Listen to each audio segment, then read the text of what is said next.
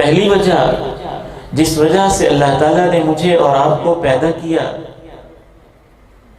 کہ اللہ امتحان لینا چاہتے تھے. فرشتے عبادت کر رہے تھے، بغیر امتحان کے کر رہے تھے. ان کے سامنے آزمائشیں نہیں تھی، ان کے سامنے دشمن نہیں تھے، ان کے سامنے مار کے نہیں تھے، ان کے سامنے حق و باطل کی جنگیں نہیں تھی، ان کے سامنے برائیوں کے جذبے نہیں تھے، ان کے سامنے یہ سارے سلسلے نہیں تھے. اللہ رب العزت یہ چاہتے تھے کہ اس دنیا کو امتحان کے طور پہ بنایا جائے اور امتحان دینے کے لیے ایک انسان کا انتخاب کیا جائے. وہ انسان پھر زمین پہ اترے، امتحان میں آئے، مار کے لگیں. ایک طرف اگر وہ لوگ پیدا ہوں جنہوں نے آگ جلائی اور اس کو آگ میں پھینکا اور وقت کے نمرود پیدا ہوں، تو دوسری طرف وہ انسان بھی ہو جو آگ میں کود کر بھی رب کی طرف نگاہیں اٹھا کے کہے حسبنا اللہ و نعم الوکیل.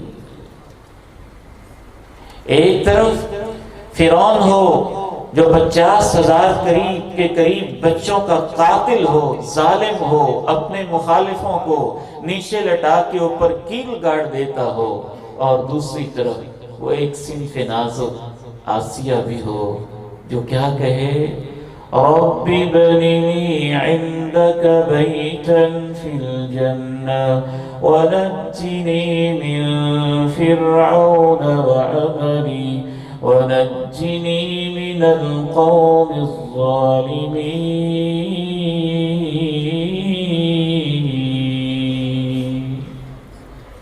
اللہ میں ایک عورت ہوں، میں ایک خاتون ہوں، میرا شوہر مجھ پہ بڑا ظلم کرتا ہے، وہ وقت کا بادشاہ ہے.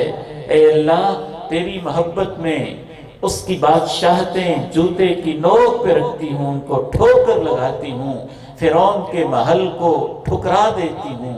اے اللہ تو جنت میں اپنے پڑوس میں مجھے ایک محل عطا فرما دے. اس امتحان ہوتا ہے تو پھر انسانوں کے کردار سامنے آتے ہیں. فرشتے تو اکیلے عبادت کر رہے تھے، نہ ان کا کسی سے مقابلہ تھا، نہ کوئی مارکا تھا، نہ کوئی جنگ تھی، نہ کوئی امتحان تھا. جب امتحان نہیں ہوتا تو پھر ڈگری بھی نہیں ہوتی، جب امتحان نہیں ہوتا پھر رزلٹ بھی نہیں ہوتا، جب امتحان نہیں ہوتا پھر پاس فیل کا سوال بھی نہیں ہوتا. وہ تو اکیلے ہی چلے جا رہے تھے نا، اکیلے ہی عبادت کیے جا رہے تھے. رب کریم نے چاہا کہ دنیا کو امتحان گاہ بنایا جائے، یا حق و باطل کے مار کے برپا کیے جائیں، حزب اللہ ایک طرف ہو جائے، حزب الشیطان ایک طرف ہو جائے، اللہ کے دین کی نصرت کرنے والے ایک طرف ہو جائیں، بغاوت کرنے والے ایک طرف ہو جائیں. کوئی تلواریں لے کے نکلیں، کوئی قرآن لے کے نکلیں، کوئی دعوت لے کے نکلیں، تبلیغ لے کے نکلیں، میرا درد لے کے نکلیں، میری تڑپ لے کے نکلیں. وہ میرے خاص بندے ہوتے جائیں، جو بغاوت کرتے جائیں وہ دشمن ہوتے جائیں.